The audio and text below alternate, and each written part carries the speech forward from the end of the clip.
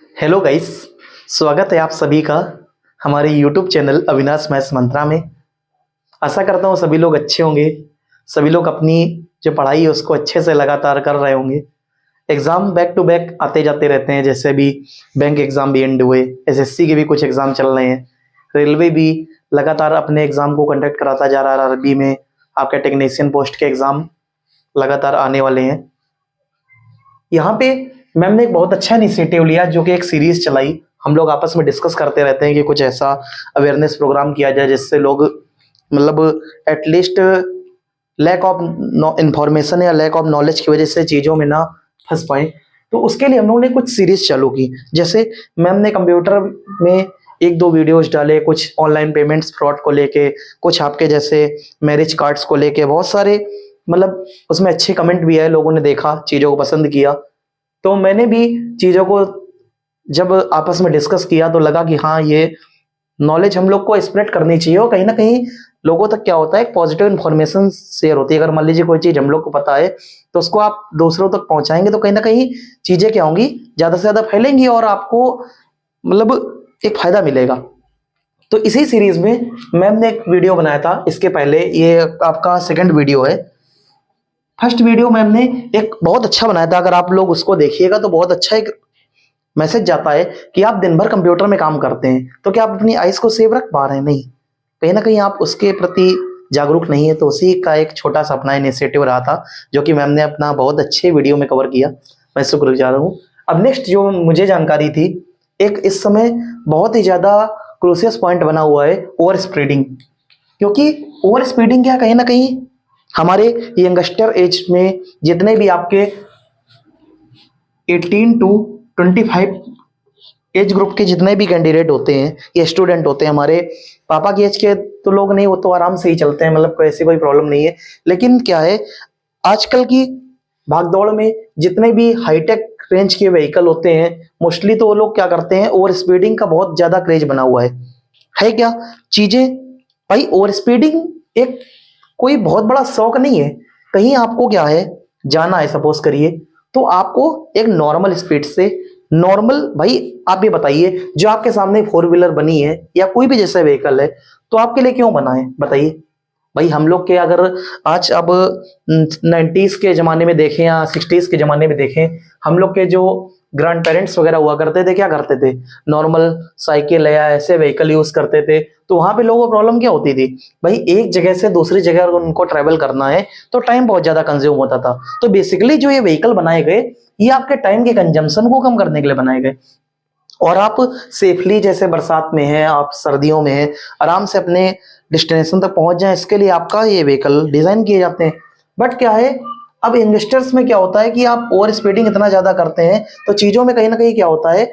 अब जैसे एक देहरादून का इंसिडेंट सामने आया था, वहां पे यंगस्टर्स ने क्या किया था, बेसिकली एक इनोवा हाई क्रॉस कार थी, उससे बहुत ही मीन्स मैंने पढ़ा था शायद 156 किलोमीटर पर आवर की स्पीड थी।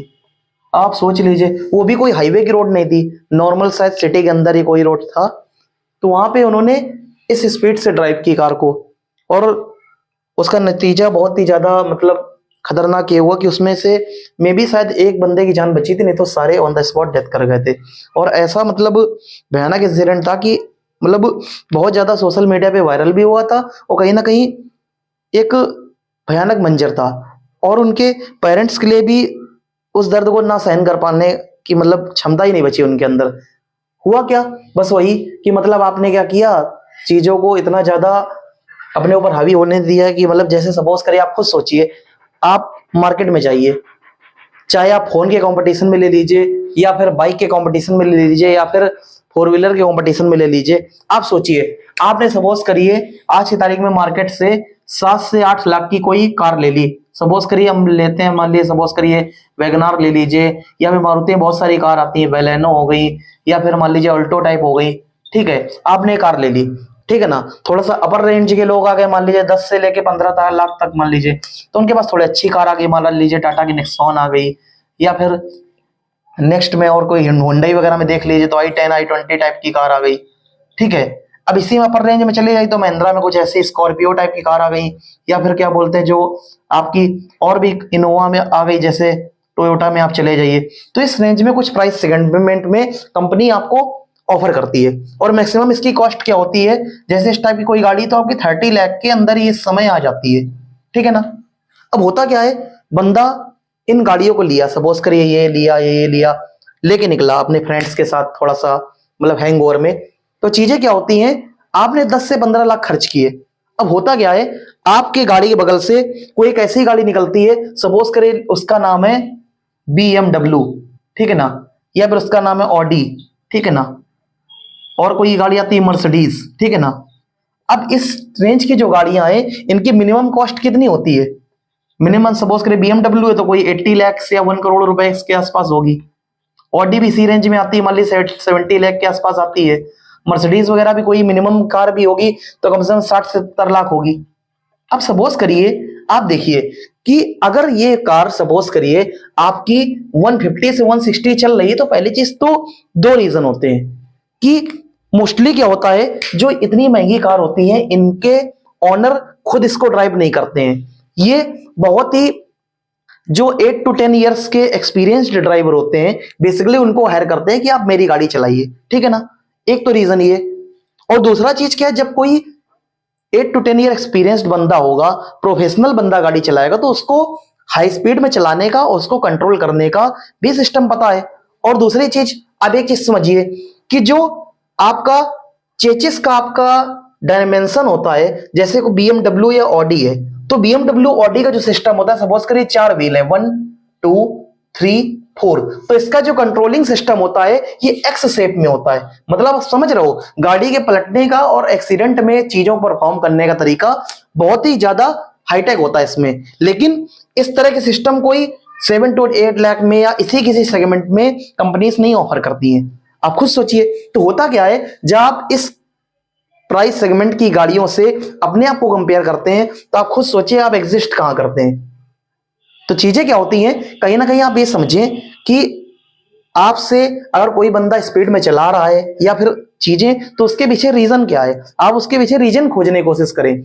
तो आप क्या करते हैं कि इनसे स्पीड में कंपेयर करने लग जाते हैं। तो आप देखिए, जब प्राइस में कहीं कंपेयर नहीं है, तो स्पीड में आप अगर कंपेयर कर रहे हैं, तो आप उतने एक्सपीरियंस ड्राइवर हो कि आप 150 से 160 में गाड़ी कंट्रोल कर लें, जो कि पॉसिबल ही नहीं भाई, आप समझिए ना। क्योंकि इनका एरोडायनेमिक्स और इन गाड़ियों को एरोडायनेमिक्स में बहुत मतलब जमीन आसमान का अंतर होता है। आप खुद देखिए कि नॉर्मल अगर आप कोई वैगनार या अल्टो टाइप की गाड़ी चलाएंगे, अगर 120 130 चलाएंगे, तो वो रोड छोड़ देगी, मतलब टायर जो होता है आपका वो रोड से ऊपर चलता है। तो ये जो गाड़ी होती है, मैंने आपको बता ही दिया कि बिल्कुल रोड से बिल्कुल ये फ्लैट होके चलती है। तो कहीं ना कहीं चीजों को समझें, और मैंने रीजन बता दिया। यहाँ पे कोई किसी की हार जीत नहीं है।